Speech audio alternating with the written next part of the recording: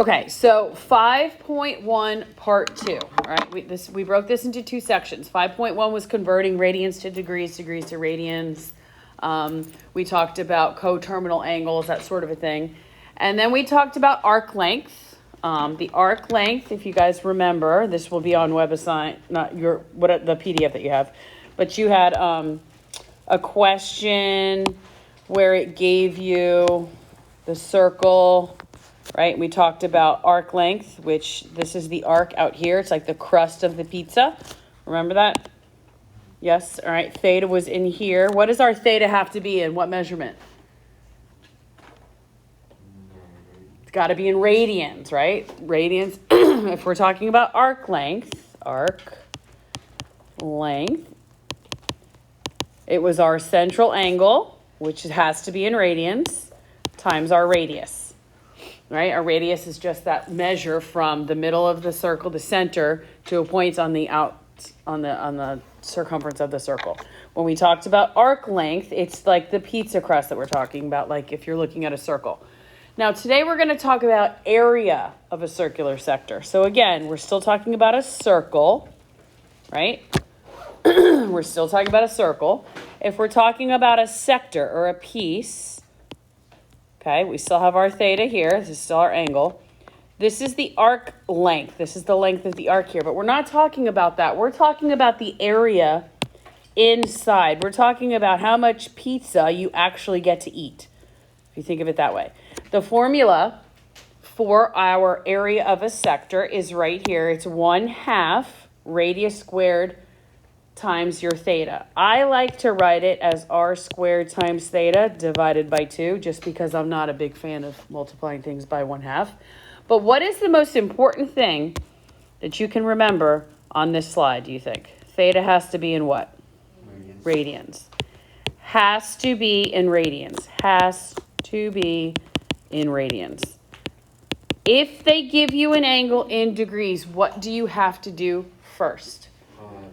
You have to convert it, just like you guys did when I wasn't here. Okay? You have to convert it.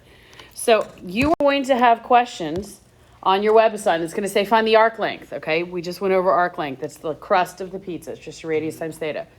Then they're going to say, okay, what's the area of this sector? Well, area equals 1/2 radius squared times theta, or radius squared theta divided by 2. They told me that my radius is 3, right? R equals 3 meters. And then they told me that my central angle is 60 degrees. Can I just plug 60 degrees into this formula and get my answer correct? No. What do I have to do with 60 first? I have to convert it. How do I do that? Pi over 180 or 180 over pi. So where am I going to put the degrees, 180 degrees, that they cancel out? At the bottom. At the bottom. Perfect. So this 180 goes here. Pi at the top. And we just cross cancel. 60 goes into 60 once. 60 goes into 180 3 times. So my angle measure here is pi over 3, correct? Yep. Okay.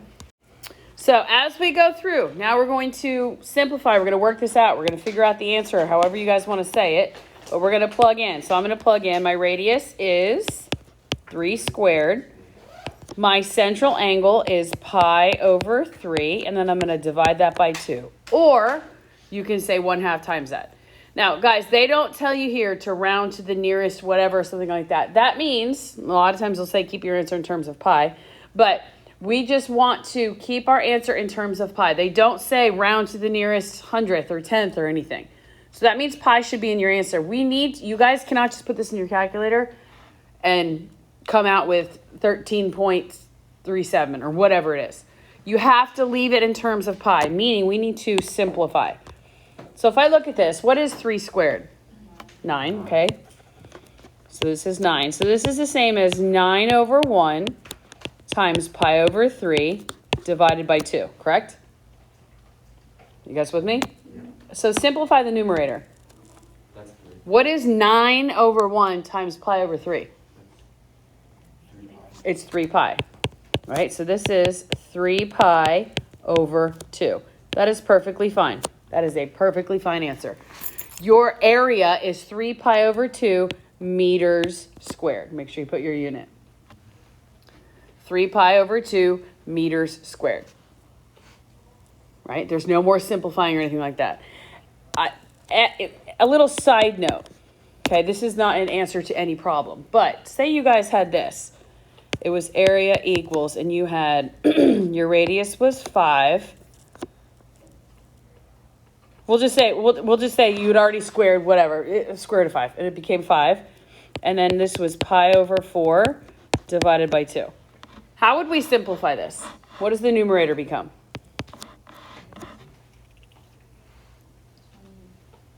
This is 5 over 1, right? So what does the numerator become? 5 pi over 4, that's a 4, divided by 2. Can I leave my answer like that? No. This is the same as 2 over 1, correct? So I would have to keep, change, flip. This would become 5 pi over 4 times 1 over 2. So what would my answer be? 5 pi over 8. All right, notice here, 3 pi, there was no more denominator, so that's why it was okay to just be 3 pi over 2. But you cannot leave an answer like this. Don't leave it as a fraction divided by a fraction. All right, because if you did the 1/2, you would have 1/2 times 5 pi over 4. So it would have come out to 5 pi over 8 anyways. So just be careful. If you use the divided by 2, that's fine, but you cannot just leave it as a fraction divided by a fraction. That makes sense? We good? Okay. All right. We're going to talk a little bit. We're not going to talk much about angular speed. We're going to talk about linear speed. All right. Circular motion. Linear speed is the rate at which the distance traveled is changing.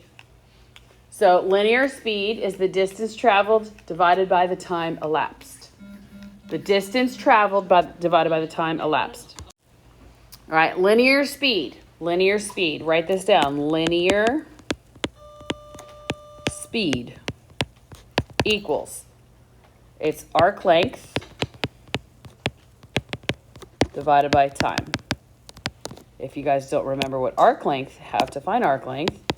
It's r times theta. Okay, that's our arc length, and we're going to divide by time. Theta has to be in what? Has to be in radians. Very important, guys. Very, very important. Now, we're going to talk about, lots of times you see problems with linear speed, and they refer to clocks. A clock is what shape? A circle. All right. Sometimes you'll see a wheel too, but this next slide is really important. Well, this is just what we're just talking about right here. Okay. Everybody look up at the clock. Okay. I know some of us can't read that clock, but the second hand is the red that's going around. All right. When they tell you that a clock has a second hand that measures blah, blah, blah, blah, blah, they're giving you the radius length. Obviously, that red hand extends a little further than the center, but we're going to just think about it as it's from the center to the outside. So they're giving you the radius. You see how the hand is moving, okay? It goes in one whole circle. So when you have a word problem that says a clock has a second hand that measures this, what's the linear speed? Well, linear speed, the formula was linear speed. Again, it's arc length divided by time. What did they give me when they say that the second hand is 5.64 centimeters? The radius. All right. And then it says, what's the linear speed of the second hand that makes a full revolution? When they tell you what kind of turn or revolution that this makes, they're giving you the theta, they're giving you the central angle, and they're giving you the time. They're giving you those two things just by telling you if it makes a half turn, a full turn, a quarter turn. So I want you guys to look at these 3 pictures that I drew. All right. How many seconds are in one whole minute? 60, right? So you would agree with me, hopefully, that if you broke the clock up into 4 pieces, how many seconds are in each piece? If I have 60 seconds in one whole clock and I break it up into 4 pieces, how many seconds are in each piece? What's 60 divided by 4? 60 divided by 4. 15. Okay, so think about this. If I tell you that I have a quarter turn, right? A quarter turn. So I went from 0 to 90 degrees. they're telling me when I say a quarter turn that my theta is a certain measure and that the time, how many seconds elapses in a quarter turn? 15 seconds, okay? What is the central angle in radians? You guys can see that plainly that it's 90 degrees. What is that in radians? What's at the top there? All right, pi over 2. They're telling you those two pieces of information just by saying that you went a quarter turn. Well, how much of a circle is colored in my second piece here? You guys agree with me this is the half? Yeah? So what are they telling me? How much is half of a circle? 30 seconds, good. And what's the central angle? 180, which is what? Pi. Yep. So the next one is how much of a circle?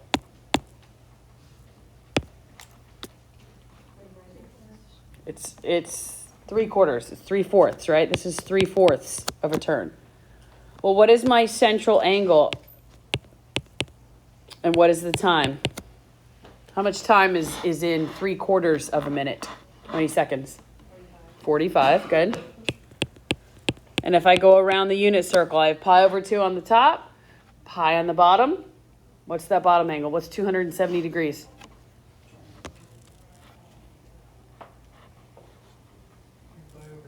Three pi over 2, thank you. And then what's my last circle? What picture did I draw here? The whole thing. So it'd be one full rotation, one full. What is my theta? It's 360, but it has to be in radians, so what would that be? What's one whole circle? Half a circle is 1 pi. What's one whole circle? 2 pi, good. And how much time, how many seconds are in one whole circle? 60 seconds.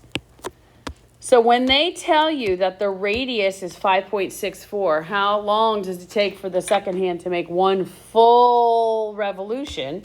You guys have all the information you need. A full revolution. I have my second hand, which is 5.64. In a full revolution, guys, what is my central angle and what is the time?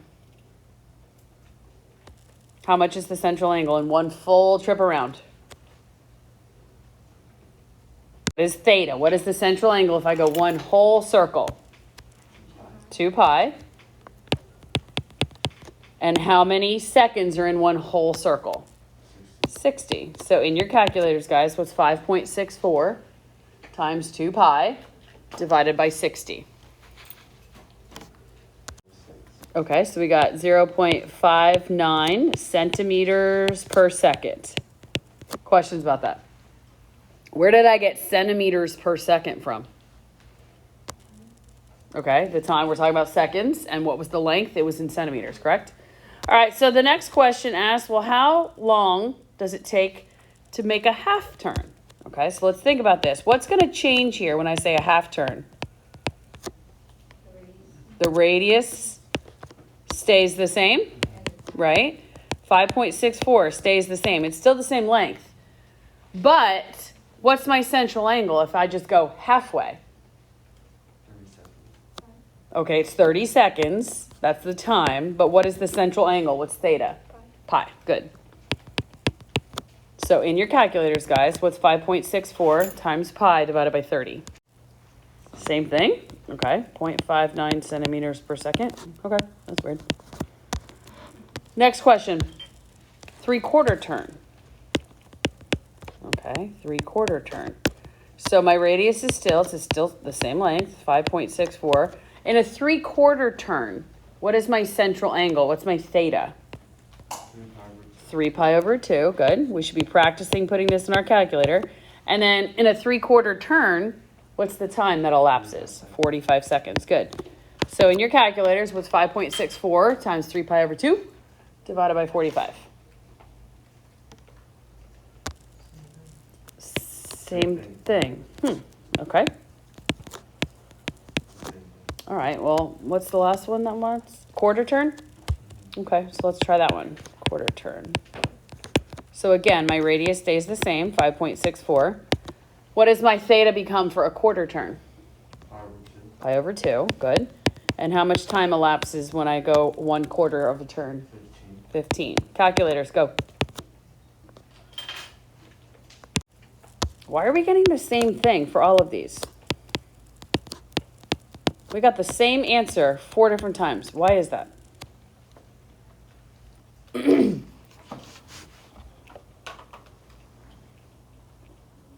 Anybody? Look at the red hand on the clock. What do you notice about it? It's supposed to be the same exact. Say it again. It keeps going. Does it like speed up and slow down as it goes through? No. No, right? It's the same speed as it goes all the way around. You guys see that? So as long as you keep the central angle and the time together, your speed is not going to change. Because if you think about it, if you're going one whole turn, that's in 60 seconds. If you're only going half a turn, then you have to cut the time in half. But it's still moving at the same rate. Does that make sense? So when they give you questions like this, and if they ask you over a quarter turn and then over a half a turn, and you guys get the same answer, you shouldn't be surprised by that. You should get the same answer, because if you're using the correct central angle and the correct time, then your linear speed is not going to change. Does that make sense? Okay. So you guys have all the information you need to finish your web assignment, 5.1. Again, the first question I think asked for arc length. That's from the first lesson. Or it's from this lesson, but it's from the first day we did it. But you got to put everything in radians. But you guys go ahead. You have plenty of time to work on it and finish it. And then we're going to start 5.2 tomorrow.